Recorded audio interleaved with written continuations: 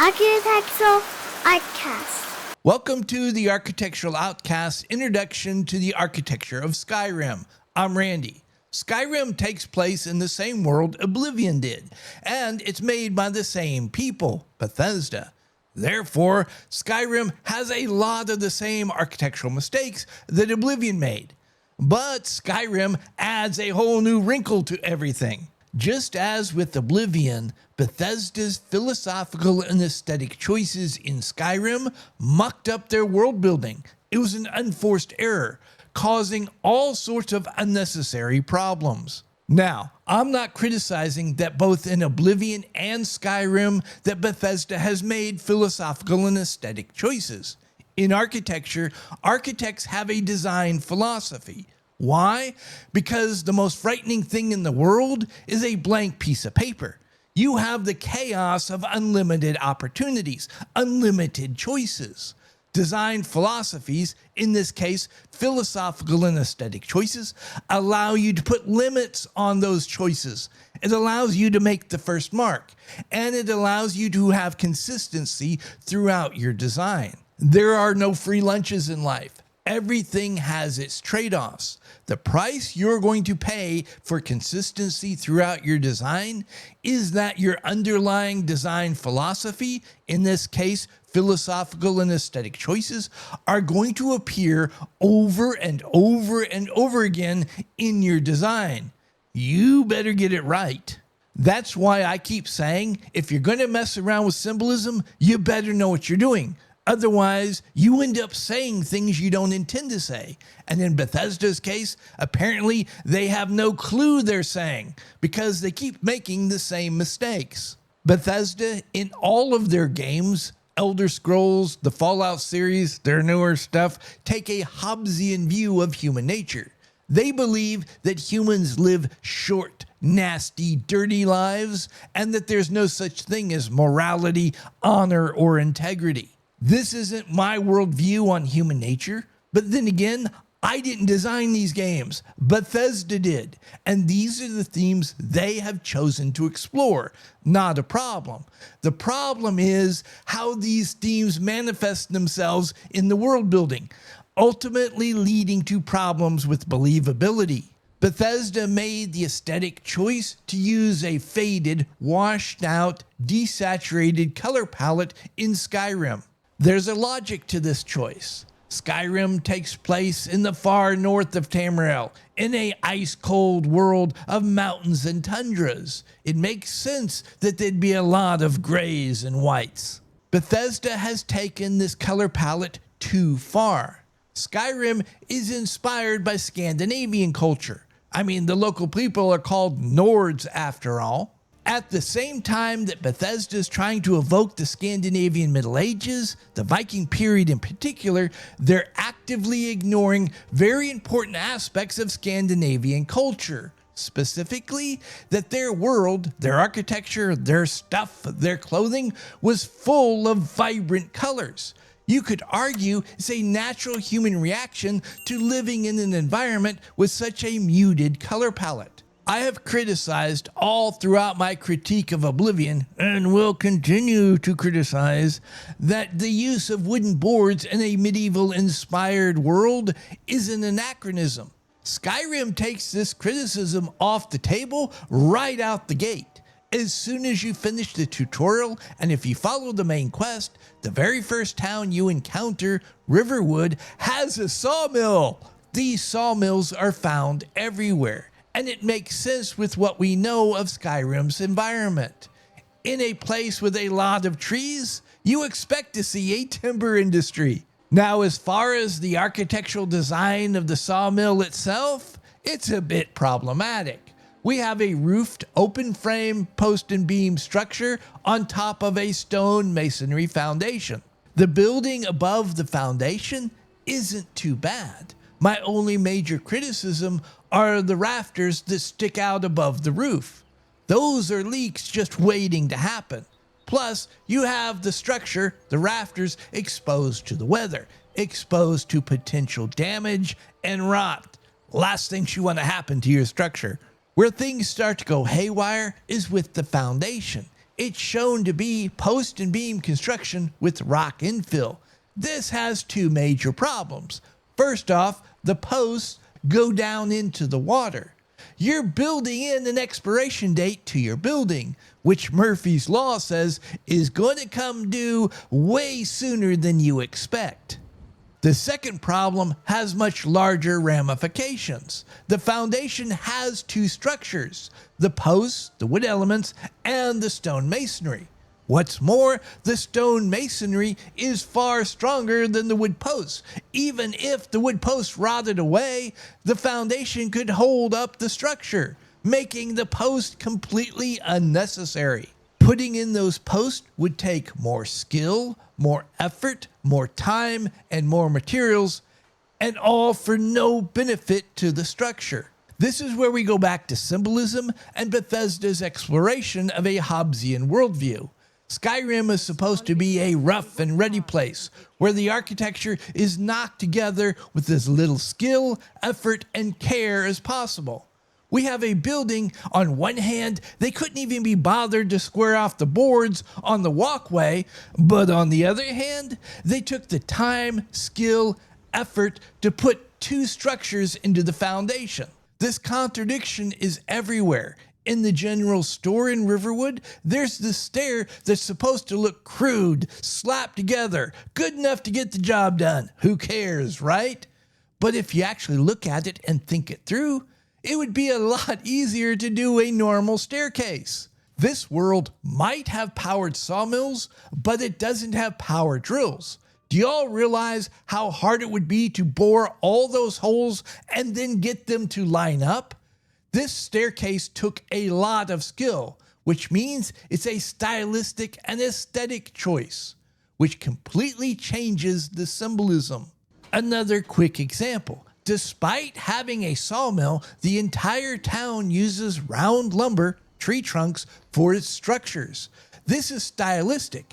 It's the decision to use a simple, almost crude aesthetic despite having access to processed lumber.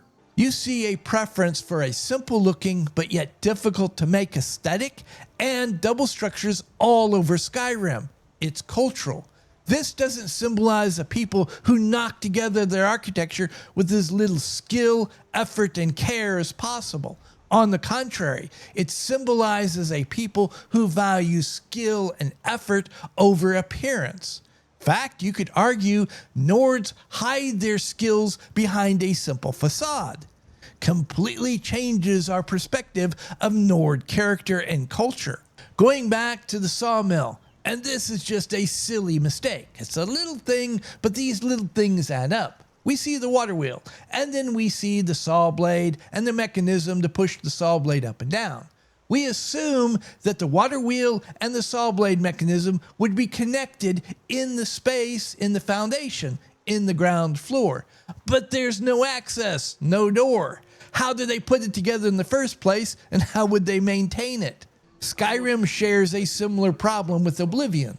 If everything's the same, it loses its symbolic value, or worse, it changes the symbolism. If all the boards are ragged and uneven, that's a choice.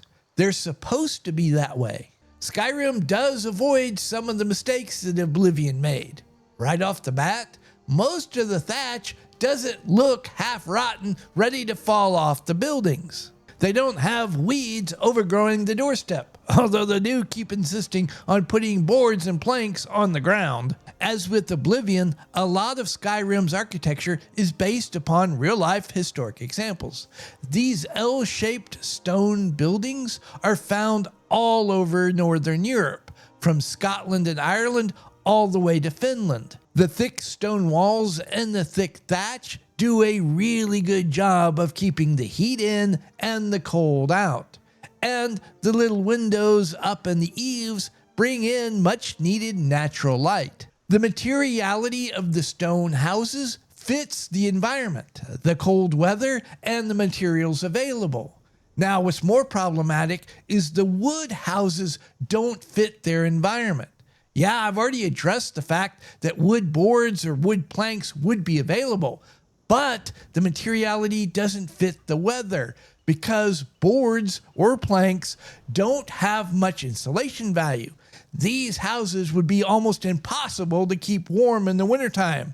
I really like the wattle fences. Not only were they found in Scandinavia, they were found all over Europe. They were the picket fences of their day. They were used to enclose yards and to keep livestock in and out of various places. Not having weeds growing everywhere in the dooryards and on the side street makes it a lot weirder as to where they chose to put the weeds. They're going to keep their dooryards and side streets clear of weeds, but yet they're going to let Main Street get overgrown?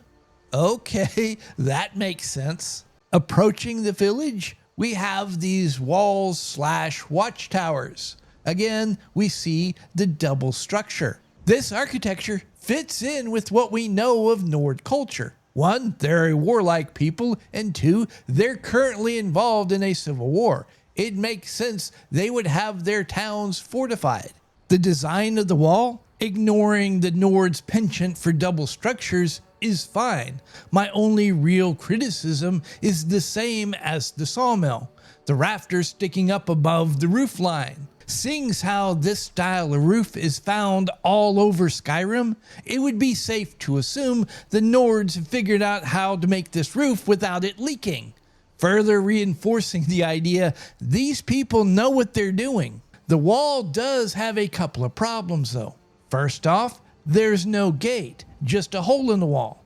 If a village felt the need to fortify, to put walls around it, surely they'd have a gate over the opening. You could make the argument that there's enough there to allow the player to use their imagination to fill in the gaps. That's requiring the player to do an awful lot of heavy lifting, but okay.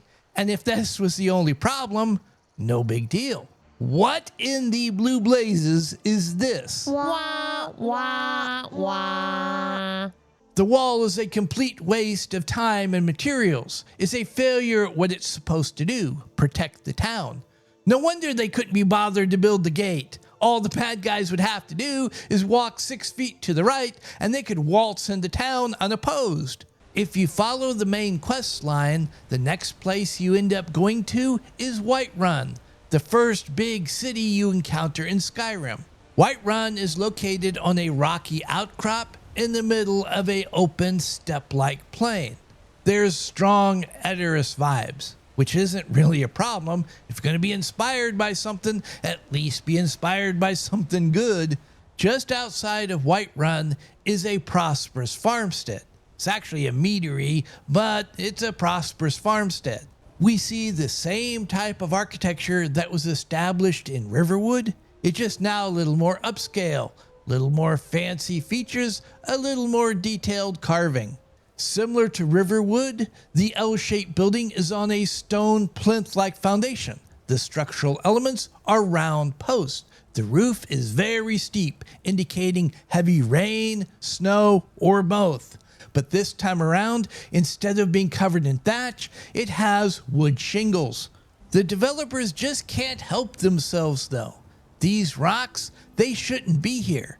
First off, they would have had to have been put here after the building was built because you couldn't build the building with them here in the first place. So then why would they have put them here? The interior is nice. Stone floors, plastered walls, well-made furniture, colorful rugs. The windows, they were most often found in castles and cathedrals, more upscale buildings, but they did exist, so it is possible they would be in a place like this meadery. This place screams skill, pride of ownership, and money. So then why does the second floor look like it was built by a couple of drunken hobos out of old broken boards they took out of some packing crates? Overall, the structure of this building is pretty good, and they get so close, but they have to go and blow it with these floors. The main beams are fine. I'd recommend more support, but they're close enough to be believable. Where the problems begin are those smaller beams. They're too small and they're turned the wrong way. They can't support the floor. And then there are those floorboards. broken ends hanging off into the middle of space, unsupported, and the gaps between the boards mean the boards aren't helping support each other. This floor would collapse under its own weight. Don't even talk about trying to walk on it. These tall, narrow stone barns with openings high up on the facade and low aisles on each side are ubiquitous all across Northern Europe, from England to Scandinavia to Germany. And oftentimes, they were the first buildings built on the farm. It's where everybody, people, animals lived until they could build a proper home. You find these little windmills that are grist mills that grind grain all across Skyrim. These windmills have heavy stone bases and lighter wood superstructures. The reason why these would be built like this is oftentimes the lighter superstructures could be turned, either manually or there was a mechanism that would automatically turn the windmill to face the wind, maximizing the benefit you get from your windmill. Windmills are an advanced technology that combine three complex ideas: architecture, mechanical systems, and the ability to harness the environment. This further undermines the idea that Nords are crude, stupid barbarians. And before you all say, well, wait a minute, those are borrowed imperial technology. The architecture of these windmills are 100% Nord. These windmills serve another important function as a part of world building. You find bread everywhere in Skyrim. And just as the sawmills justify the existence of boards, these windmills justify the existence of bread, seeing how they're grist mills. Right in the middle of trying to make a video about windmills, a dragon just shows up and attacks me. Come on, don't you know how to read the room? Get with the program. Approaching the gates of Whiterun, you have your ubiquitous stables. The house is a simpler, smaller version of what you see at the meadery. It's much closer to what you see in Riverwood. Kind of being a broken record here, but the structure itself is fine. It's believable. I still question the materiality being made all out of wood. It's not appropriate for this cold a climate. But we do see another important element: the hole in the roof. This house has an open fire pit. This house has one major problem though. Should be pretty obvious to anybody looking at it. The thatch is way too thin. In fact, they show it having holes in it. Not only will this thatch not keep the heat in, it won't keep anything out. This house basically has no roof, which means it's uninhabitable. And then there's the barn, which is just ridiculous. Yeah, Nord horses are supposed to be tough, but this is silly considering it's a northern climate.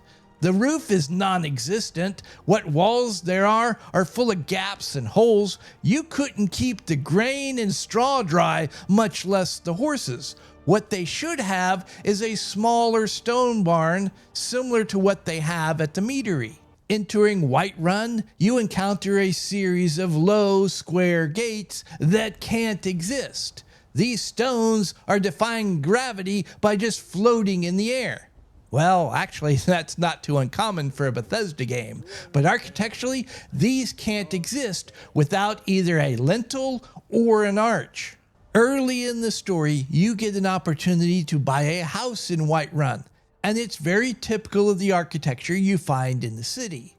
Low with a steep roof, the back half of the house built out of stone and the front half wood. And it's a story of two architectures, good and bad. The wood part of the building is mostly fine. It's believable. We've seen variations of this beginning in Riverwood all the way to the farms outside of the city gates. I again raise the issue, this isn't the right material for the environment. It's not insulating enough to keep the interior warm. And there's the question, why would a city out on a plain with no forest nearby build their houses out of wood in the first place? However, seeing how the city is built out of wood, it means there's a complex economy with the ability to move heavy goods like lumber long distances. Y'all see where I'm going with this? Further undermining the Nord stereotype of being ignorant barbarians. Important feature to note. the smoke hole in the top of the roof. This means the house has a fire pit. Pay attention to this. The stone part of the house, though, is a complete mess. You see the same double structure. The wood serves no purpose. They have to go through a lot of trouble to get it in there, and in the end, it actually makes the house weaker. Seeing how we see this type of double structure everywhere in Skyrim, and as I said earlier, that makes it a cultural choice, not that big a deal. The real issue is the holes in the wall, both up in the gables and in the back wall. My first issue? This isn't how stone walls deteriorate while they're still being protected by a roof.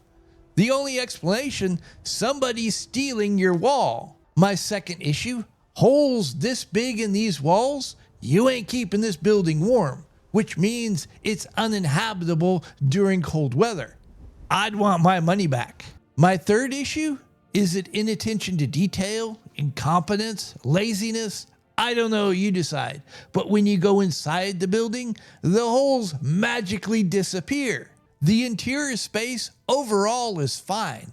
Now there are a couple of problems. First off, there's the usual video game issue of the space being too big and too much space between all the stuff. But again, this is pretty much every video game. People accept it and move on. There are, though, two major problems. One would guarantee the house would burn down, and two, if it didn't burn down, you would die of carbon monoxide poisoning. And that all has to do with that fire pit. The problem isn't with the fire pit itself. They existed long before the chimney was invented, and they were in use all over Scandinavia. But you always find a fire pit in a large, open, high space. You wanted the smoke to have enough time as it rose so that it would cool before it hit the roof, so it wouldn't burn the house to the ground. And the biggest problem with these fire pits is they constantly burnt houses to the ground. That's why the chimney was universally embraced. Much better and much safer. Guess what? This ceiling is way too close. This house should have burnt down a long time ago. Assuming the house is made out of unburnable wood, the house still has another major problem. It would kill you. Heat rises, and smoke always rises to the highest point in the building. That's why you always put the smoke hole at the highest point in the building. Remember I said to pay attention to the smoke hole on the outside of this building? Guess what? There's no smoke hole on the inside of this building, which means this loft area would fill up with smoke. But you say the smoke could seep out through all the holes in the roof. Yeah, sort of, but this is stupid on so many levels. First off, the smoke would have to fill up the top of the roof before it got to the point where it could start to seep out through those holes slowly. There would be more smoke being released from the fire than could escape through those holes, which means the smoke would just slowly lower through the building over time. Second, we're supposed to believe that you sleep in a space with holes all throughout the roof? In a Scandinavian climate with snow, wind, and sleet? If the smoke doesn't get you, you'll die of pneumonia. I want to wrap up by talking about one last point. How architecture is used to influence human behavior. Say like how a ruler interacts with his subjects. When you enter Dragon's Reach to meet the Jarl of Whiterun, he sits on a dais higher than you, but you can see him from the entrance. The Jarl sits on axis with the door and you, and as you approach the Jarl, you only have to move off axis slightly to go around the fire pit, which is a symbol of hospitality. The Jarl sits alone with just a few guards. There aren't a lot of court officials or retainers. There's nobody separating you from the Jarl. The architecture is giving us clues about the power dynamics between the Jarl and his people. The Jarl is meant to be seen by his people. The people have the right to approach the Jarl and have their grievances heard and addressed. Whereas when you go to the Blue Palace, the home of the High King of the Nords, you enter into a room that is separate from the space where the king is located. You have to go through an archway into the Great Hall where the king's located. There's a barrier preventing you from seeing the king.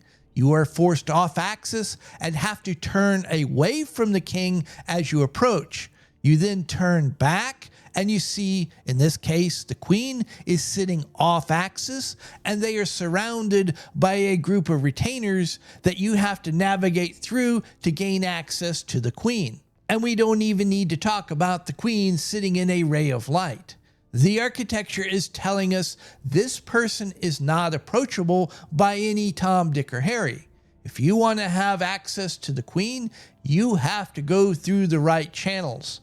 I'm going to call it quits here. If y'all enjoyed this discussion of Skyrim's architecture, and you would like to hear more about architecture of Skyrim and other worlds, like this video, subscribe to the channel, and click that notification bell. At any rate, I hope I gave you all something to think about, and until next time, y'all be safe. Please like and subscribe. Please leave a comment.